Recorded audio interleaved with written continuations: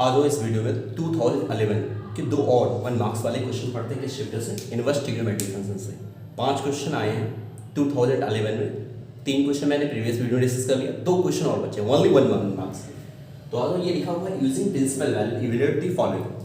तो स्टूडेंट सबसे पहले ही समझ लो, जब बोर्ड एग्जाम में आता है तो बहुत से बच्चे सीधा इसको कट करके सीधा 2π/3 + 2π/3 ऐड कर लेते हैं, तो वो गलत है। ये प्रिंसिपल का मतलब क्या होता है पहले ये समझ लो।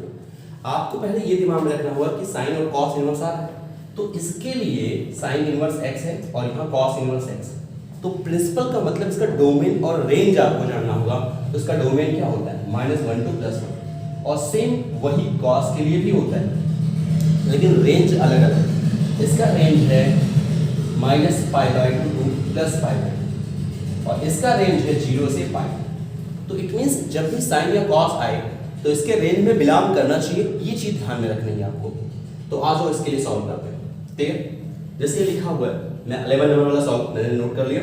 तो पहले एक मिनट समझ लो, इसमें हम अब इसको कुछ इस तरह से लिखेंगे कि इसके एंगल जो होगा π+ या 90+ आए और उसके रेंज में बिलोंग करे। तो मैंने इसको जरूर क्या लिखा, cos इनवर्स cos 2π/3 को क्या लिख सकते हो, π - π/3। लेकिन एक चीज दिमाग में रहे कि इनको सॉल्व करने के बाद ये मिलना चाहिए।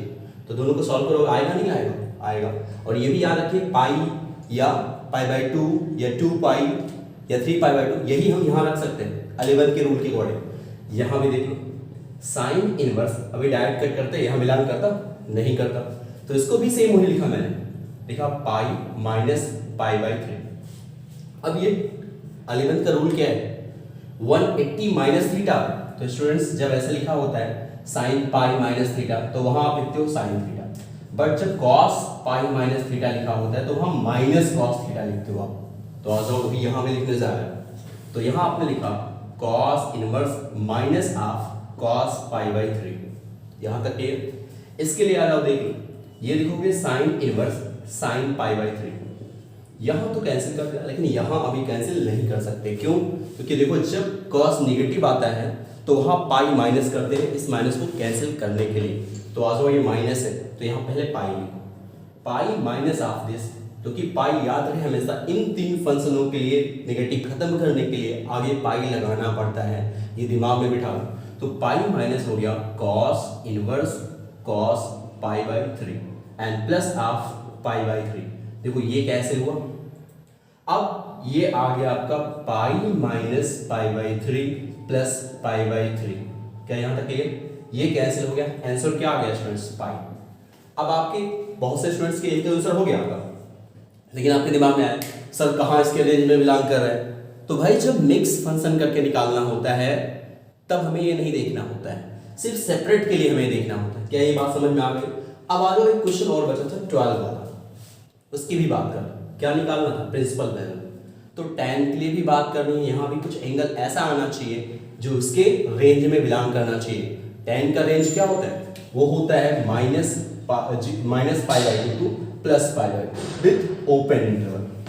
तो आ जाओ, इसके लिए हम देखते हैं। पहले यहाँ हम इस क्वेश्चन को जब सॉल्व करेंगे स्टूडेंट्स, तो tan में जब निगेटिव होता है तो निगेटिव को क्या कर दो, बाहर कर दो। तो आ जाओ, इसको मैं लिख रहा हूँ 12 वाला। तो मैंने इस निगेटिव को बाहर किया है क्योंकि वो रूल लिखा हुआ है।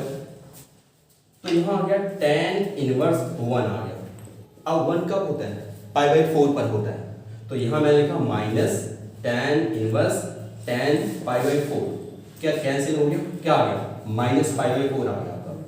अब जब -π/4 आ गया, क्या इसमें बिलोंग कर रहा नहीं कर रहा, कंफ्यूज मत रहना, क्योंकि cos साइन का जो होता है वो क्लोज के साथ होता है और tan का जो होता है ये ओपन के साथ होता है। बस इतना फर्क है tan और साइन में।